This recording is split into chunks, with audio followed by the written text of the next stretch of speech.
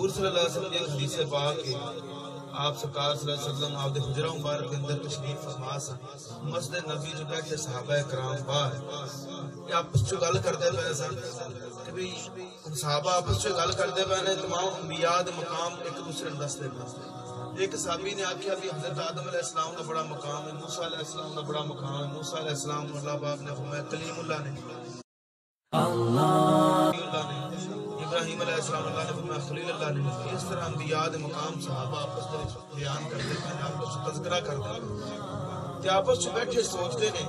ایک صحابی سوال کرتا ہے ایک دوسرے یار دے نال، دوسرے بھائی نال کہ یار یہ تو دوسرے انبیاء دے مقام نے، حضور صلی اللہ علیہ وآلہ وسلم کا منفرد مقام کہتے ہیں۔ واہ واہ واہ واہ واہ واہ واہ۔ ویسے تو آپ سارے نبیاں دے سردار، آپ سارے انساناں دے سردار، پر حضور دا جڑا ایسا ایک منفرد مقام ہو کیڑا ہے؟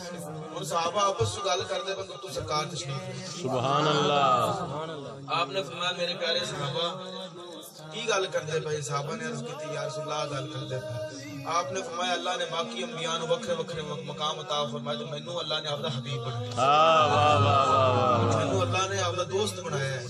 یعنی اس دے وچ ساریاں گلاں ہی آ جاندیاں، خلیل اللہ بھی آ جاندے، ذبیح اللہ دے بارے آپ نے فرمایا میں دو ذبیحاں دی اولاد، بے شک بے شک۔ پہلے ذبیح اسماعیل علیہ السلام، دوسرے ذبیح آپ دے والد گرامی عبداللہ رضی اللہ، سارے دے مقام کٹھے کرو تے حبیب بن جاتے۔ بے شک بے شک۔ اس کو